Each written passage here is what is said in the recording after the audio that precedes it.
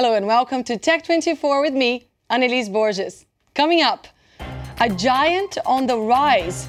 Chinese search engine Baidu looks at the cloud to expand its territory. In 4 million pixels on a 10.1-inch display, Google launches the Nexus 10 and promises immersive HD content and the best Google apps. We'll test it for you on Test24. But first, when Baidu was founded in 2000 by Robin Li and Eric Xu, the company was set in 3 rooms in a Beijing hotel. Today, it occupies a towering glass building in the outskirts of the city and is listed in the Nasdaq, where it has seen its stock price grow from $27 to around $90 per share. Baidu ranks 5th in the world with 6 billion clicks a day. But more than just a search engine, it offers nearly 60 different services, including an online encyclopedia, a web analytics platform, e-commerce site, mobile operating system, and even cheap smartphones. Back in September, when launching its mobile browser, Baidu Explorer, the company also announced its intention to invest 1.2 billion euros in cloud computing. Among the initiatives, Baidu is expanding its recent box computing strategy. The company's Wangpan or Web Drive will offer 100 gigabytes of storage. Is this a move to reinforce Baidu's lead position in China? Or are their ambitions global, with their sights set on Google? To help assess Baidu's strategy, Mark Edwards joins us now. Mark, in the cloud space, there's not only Google. Baidu will also have to compete with Microsoft, Alibaba, Dropbox. In your opinion, is Baidu content to remain the Google of China, or are they looking beyond their borders to compete with other product leaders in other markets? Well, Annelise, Baidu keep spouting on, they keep trumpeting on about the fact that they're not just a China company, that they've got aspirations to go global. You know, they were handed a free pass, a very free pass, in 2010 when Google decided to up sticks and get rid of its .cn website and move all of its all of its search engine over to Hong Kong. And the fact is, when we say free pass, it's just set up Wangpan. It's going to be the dominant one in the market. Dropbox, not accessible in China. The SkyDrive not accessible in China, Google Drive not accessible in China. The fact is, I think they need to really consolidate this 80% market share they've got at the moment. China is a huge market, and they need to worry, yes, about looking past the borders of China, but also within, and there's national competition coming up now. And I really think that that's where they've got to start worrying and consolidating the position they're in. You touched a very interesting spot there, because in 2012, the changes to this competitive landscape in China have been dramatic. Newcomers like Qihoo and Sogo have gained almost 13% of the search engine market there. Some experts say that it's these savvy new search competitors that have pushed Baidu into new product verticals. Do you agree? I think that it's certainly made them sit up and take notice. You know, any big company that wants to stay at the top, and when there's competition coming in, they didn't have the competition before. As we said, they got a head start, they got a clear head start. Now there is real competition, so they are worried, and that's a sign. It is a very attractive business. The mobile internet market in China surpasses the US population in size. And now with its fast mobile browser, Baidu wants to encourage the Chinese to do more shopping online with their phones. Is that right? Absolutely, and you know what?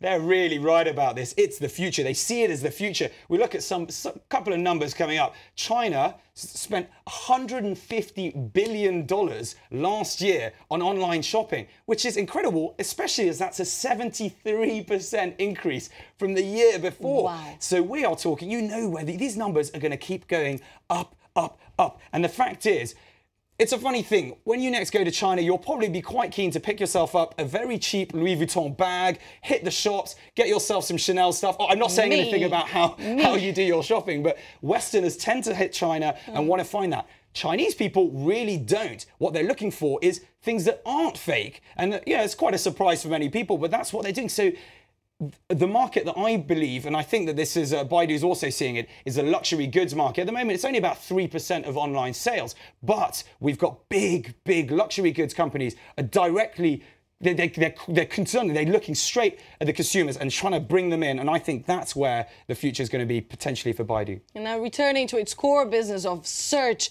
Baidu has already begun to look to international markets, including Japan, Southeast Asia, and Brazil. Tell us more about that. They've got a lot of things. Yeah, we're saying they've got to consolidate in China, but you know, they've looked at the fact Google gets around $4,000 per advertiser every year. Baidu, on the other hand, $2,500. So you can see they're almost a third less. So they've got to start looking. There's more availability for revenue looking further out. Now, what they actually need to do, what they've got is the How 123. They've developed a sort of internet search directory out in Vietnam and in Thailand. They've also started a test lab in Singapore, which is called A-STAR, which is the Agency for Science, Technology and Research. And what they're doing there is they're developing language capabilities to make things easier so they can actually get into Southeast Asia more simply. And so they've got a lot of things going on. They will be looking, we said at the start, they're looking internationally, consolidating first internationally. Google, watch out.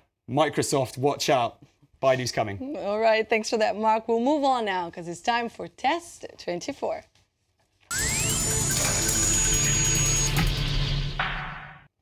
Nexus 10 is the newest tablet from Google. Developed in partnership with Samsung, it is said to have the world's highest resolution display.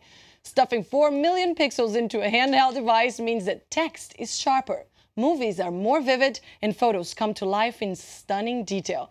The new Nexus 10 also offers high processing power and long battery life. Mark, does Apple finally have a competitor in the tablet market? Oh, I think there's a potential there. Maybe not the competitor, but certainly we've got a new choice. There's a new dog in town, and the Nexus had a chance to check it out. First things first, it's lighter, feels lighter, rubberized back. Many of you with an iPad, you're always worried about dropping it, or why is my kid holding it? I know he wants to play Angry Birds or something.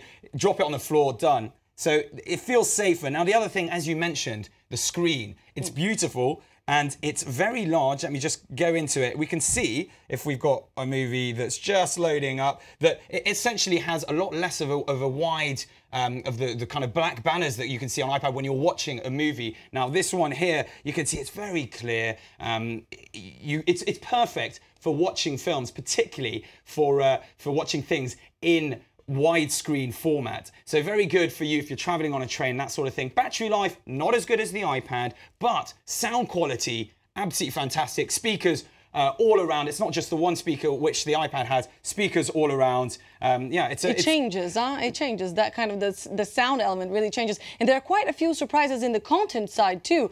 You can now buy or rent films from Google Play Store in the UK. Ebooks are also available, and Google now has a cloud music locker which scans and matches your digital music collection and stores up to 20,000 songs on its servers, making it accessible from any device. That's quite cool. The game changer, Annalise. That is the game changer in my opinion. We all have those troubles. You're trying to get. You had your new iPhone. You're trying to put it on your old computer. You've got your music left, right, in 5 different devices. You've got to start all over again. It's very annoying. This is free. And I tell you what, they've taken a big step with that. And personally, yes, it might not have quite the number of apps at the moment, but especially if you've got an Android, already got yourself a phone that uses the Android operating system, you know, I think personally, they're doing the right thing. They've even got on here, the Google search engine is actually one of the main things on the Nexus. So they are trying to do the whole Apple experience where you've got your iPhone, your MacBook, and your iPod, and your iPad and iPod all together. They're trying to do it here. Final question, price. €399 for the 16 gig. Thanks for that, Mark, and thank you for watching this edition of Tech 24. Don't forget you can give us your feedback on the show via Facebook or on Twitter at TechF24. And we leave you today with the images of Lego City Undercover, where you can play Detective Chase McCain as he works to make Lego City a cleaner, safer place for the happy Lego citizens. As players run, drive, and even fly through the city, they discover the world of a child's imagination. Lego City Undercover is scheduled for release by Nintendo for Wii U, and 3DS in March 2013. Thanks for watching. I'll see you next week. You have done well. Take this belt with you as a sign of your skill. I can't accept this, Barry. Why? Oh, hello.